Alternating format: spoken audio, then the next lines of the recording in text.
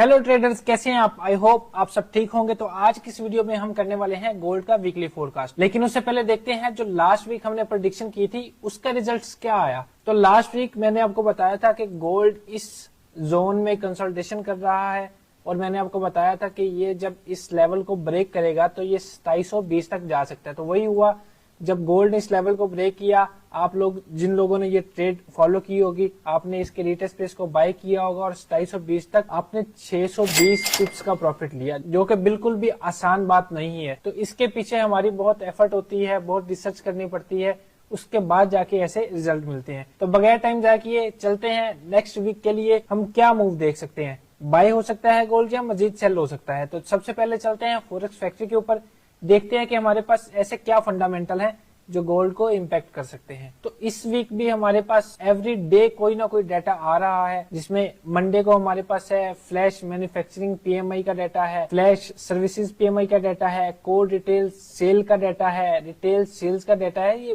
Data जो है ना, ये बहुत ही ज्यादा हाई इम्पैक्ट डाटा होता है।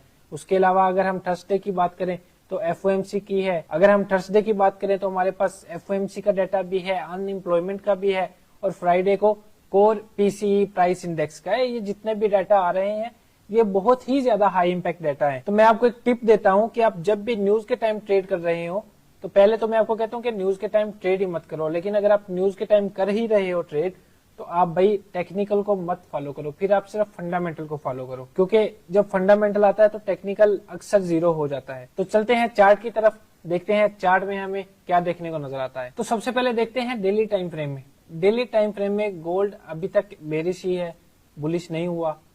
मैं वो भी आपको दिखा देता हूँ कैसे। यहाँ पे गोल्ड चेंज ऑफ करेक्टर हुआ था, यहाँ ये जोन हमारा बनता है ये वाला। अब जैसे कि देख रहे हैं मार्केट इस एरिया को 2 बार टच कर चुकी है, 2 बार रिटेस्ट कर चुकी है, लेकिन इस एरिया को ब्रेक नहीं कर सकी। तो अगर तो मार्केट इस एरिया को ब्रेक कर देती, यहाँ पे 2 कैंडल क्लोजिंग हमें देखने को मिल जाती, तो हम इसको बुलिश कंसीडर कर देते। लेकिन चूंकि ऐसा कुछ भी नहीं हुआ तो गोल्ड अभी तक बेरिश ही है। तो चलते हैं 4 आवर में, और 4 आवर में देखते हैं हमारे पास कौन कौन से ऐसे लेवल निकल सकते हैं जहां से हम नेक्स्ट वीक में अपनी ट्रेड एग्जीक्यूट कर सकें। जो पहला हमारा लेवल है सेलिंग के लिए वो है 2726 2710 तक। ये हमारे पास सेलिंग के लिए एक एरिया हमारा पड़ा हुआ है। अगर तो मार्केट यहाँ पे आके कंफर्मेशन देती है सेलिंग के लिए तो हम इस एरिया से सेल कर सकते हैं, और अगर मार्केट इस एरिया को ब्रेक कर देती है और ऊपर 2 कैंडल क्लोजिंग देती है तो देन हम इसके रिटेस्ट प्राइस को बाय करेंगे, अगर मार्केट यहाँ आती है तो अगर 4 आवर की बात करें तो 4 आवर भी हमारा बेरिश हो चुका है इस एरिया पे। जो 4 आवर में हमारे पास सेलिंग का एरिया निकल रहा है वो हमारे पास ये 2 लेवल है।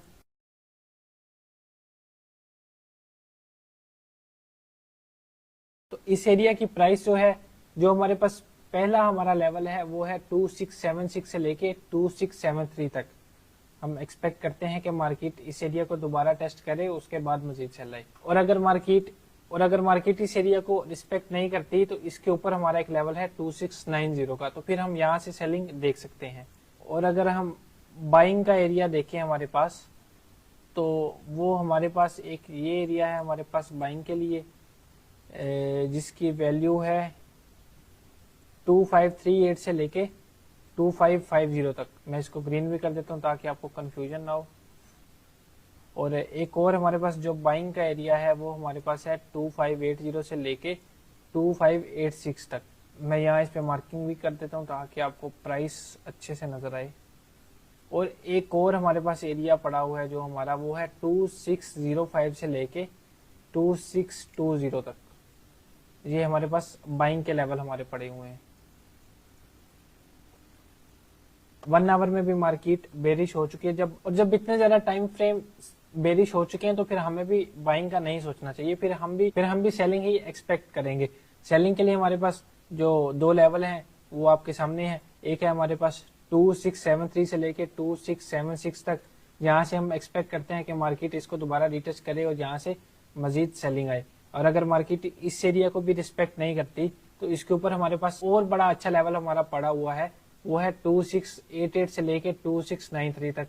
यहाँ से भी हम सेलिंग ही एक्सपेक्ट करते हैं कि मार्केट अगर इस एरिया को रिस्पेक्ट नहीं करती तो फिर हम इस एरिया से सेल कर सकते हैं। जिसका टारगेट हमारा होगा 2620 तक। और फिर 2620 से हम देखेंगे अगर मार्केट इस एरिया को रिस्पेक्ट करती है, यहाँ से मजीद बाइंग आती है तो फिर हम यहाँ से बाय ही करेंगे। और अगर मार्केट इस एरिया को भी रिजेक्ट करती है तो उसके बाद जो हमारा नेक्स्ट टारगेट होगा बाइंग का वो होगा 2586 का। और ये मैंने आपको जितने भी लेवल बताए हैं यहाँ पे हमेशा की तरह आपने कंफर्मेशन के साथ ट्रेड करनी है। और अगर आपको कंफर्मेशन करना नहीं आती है, कंफर्मेशन करने में कंफ्यूजन होती है, तो हमारे व्हाट्सएप चैनल का लिंक आपको डिस्क्रिप्शन में मिल जाएगा, जहाँ पे हम फ्री सिग्नल्स प्रोवाइड करते हैं। तो आप भी हमारा चैनल फॉलो करके वहाँ पे फ्री सिग्नल्स की सर्विस हासिल कर सकते हैं। और उसके अलावा आपको पता है दिसंबर का महीना चल रहा है, मार्केट बहुत ही ज्यादा मैनिपुलेशन करती है, प्रॉपर रिस्क मैनेजमेंट के साथ ट्रेड करिएगा। और इसी तरह